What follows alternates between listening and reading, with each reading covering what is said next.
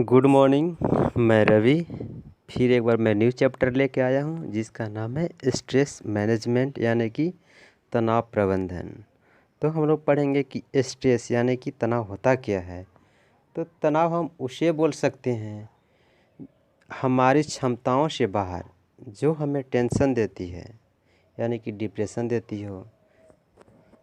जैसे कि कहीं हमको पहुंचना है 1 घंटा का समय लगता है लेकिन मेरे पास 40 मिनट ही बचा है, तो मैं सोचूंगा कि कैसे पहुंचना है, कैसे पहुंचे। लेकिन जब हम लोग जाते हैं तो वहाँ पे जैसे कि फिर ट्रैफिक है तो जाम हो जाती है, तो फिर वहाँ पे सोचेंगे हम कि बॉस क्या बोलेगा, दिल के जो धड़कन मेरा है बहुत तेज़ हो रहा है। इसी को बोलते हैं कि ये एक प्रकार से स्ट्रेस है यानी कि दैट इज़ स्ट्रेस यानी कि एक तनाव है। तो या फिर एक भाषा और बोल सकते हैं कि तनाव किसी परिवर्तन के प्रति एक प्रतिक्रिया है जो हमारे संतुलन को बिगाड़ देती है। या फिर दूसरे शब्दों में बोल सकते हैं तनाव हमारे जीवन में भौतिक अथवा मानसिक परिवर्तनों के प्रति एक प्रक्रिया है। या फिर सरल भाषा में बोले तो तनाव हमारे दैनिक जीवन का एक प्राकृतिक अंग है। इसी को बोलते हैं तनाव प्रबंधन। अब तनाव कारक यानी कि हमारे मानसिक संतुलन को बिगाड़ने एवं तनाव प्रतिक्रिया उत्पन्न करने वाली वस्तुएं निम्नलिखित होती हैं। जैसे कि परिवार के किसी सदस्य अथवा सहकर्मी के साथ वाद विवाद हो जाता है जिससे कि तनाव होने लगता है। जैसे कि आपकी उंगली कटना या उस पर खरोंच आ जाता है अथवा जल जाता है। या फिर तीसरा एग्जांपल लीजिए कि कार्य पहुंचने के लिए जब आप जल्दबाजी में होते हैं तो वहाँ पे जब वाहन चलाते हैं तो वहाँ पे ट्रैफिक है सो जाम हो जाता है। तो इस कंडीशन में हम ऐसो तनावग्रस्त हो जाते हैं। जैसे कि समय सीमा में रोगी की परिचर्या पूरी करना। या फिर बोल सकते हैं कि जैसे कि जब वहाँ पे अगर नहीं जाइएगा टाइम पे तो उस कंडीशन में बहुत ढेर सारा तनाव हो जाता है। या फिर आप बोल सकते हैं कुछ तनाव हमारे लिए अच्छा होते हैं और कुछ तनाव हमारे लिए हानिकारक होते हैं।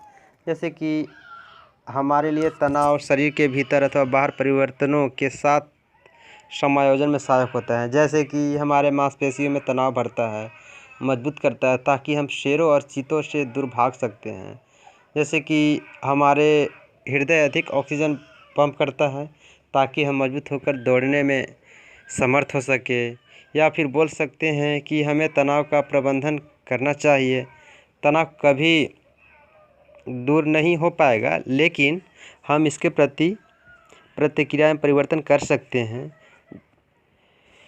जीवन में तनाव के कारणों की पहचान करना तथा उनसे निपटने का समुचित उपायों को सीखना ही तनाव से पाने की एक कुंजी है। जैसे कि तनाव एक विनाशक है। आखिर क्यों है? क्योंकि अनेक लोगों का विश्वास है कि तनाव समस्त बीमारियों में से आधे से अधिक बीमारियों का कारण है। जैसे कि तनाव में शारीरिक हानि तथा बीमारी उत्पन्न होती है। यह हमारे जीवन की गुणवत्ता को हानि पहुंचाता है। यह मानसिक तथा सामाजिक समस्याओं को भी जन्म देता है। जैसे कि तनाव के कारण उत्पन्न बीमारियाँ यानी कि इलनेस ड्यू टू स्ट्रेस यानी कि तनाव के कारण जो हमारी बीमारी उत्पन्न होती है। जैसे कि उच्च रक्तचाप यानी कि हृदयाघात, अल्सर बोल सकते हैं। जैसे कि सिर दर्द, गर्दन में दर्द, पीठ में दर्द, एलर्जी, अस्थमा यानी कि भार में वृद्धि या कमी या थकान महसूस होता है ज़्यादा, अनिद्रा तथा अति अनिद्रा यानी कि क्रोध ज़्यादा क्रोध हो जाता है, यानी शक्तिहीनता यानी कि चिड़चिड़ापन, ये सब होता है तनाव के कारण उत्पन्न बीमारियाँ। अब पढ़ते हैं हम लोग तनाव के कारण उत्पन्न सामाजिक समस्याएं। जैसे कि दूसरों से विवाद उत्पन्न कर सकते हैं, परिवार तथा मित्रों से संबंधों में कटुता उत्पन्न कर सकते हैं। ये सब ऐसे सामाजिक समस्याएं हैं तनाव से उत्पन्न होने वाली। जैसे कि सामान्य गतिविधियों में अरुचि प्रदर्शित कर सकते हैं, रुचि नहीं लगेगा आपको। दैनिक जीवन की सामान्य वस्तुओं पर अधिक प्रतिक्रिया व्यक्त करते हैं। तो अब पढ़ते हैं हम लोग तनाव का प्रबंधन यानी कि मैनेजमेंट ऑफ स्ट्रेस। हम तनाव के कारणों अथवा स्रोतों का पहचान करके अपनी जीवन शैली यानी कि कार्यशैली तथा व्यवहार में परिवर्तन लाकर तनाव का प्रबंधन कर सकते हैं हम लोग। जैसे कि तनाव के स्रोतों का पहला पहचानना होगा कि आपको तनाव आखिर कहाँ से उत्पन्न हो रहा है। फिर आपको प्रश्न मतलब उसका प्रश्न का उत्तर आप दे सकते हैं कि आखिर तनाव कैसे उत्पन्न हो रहा है सो। फिर लीजिए कि निर्णय अगर आप कर रहे हैं तनाव के स्रोतों से मतलब कैसे छुटकारा पा सकते हैं। यथावत संभव प्रत्येक तनाव से मुक्ति प्राप्त कीजिए। जैसे कि आपको जिससे तनाव मिलता है उससे मतलब क्या बोलते हैं उसके विषय में मतलब धारणा को ना बदलना चाहिए।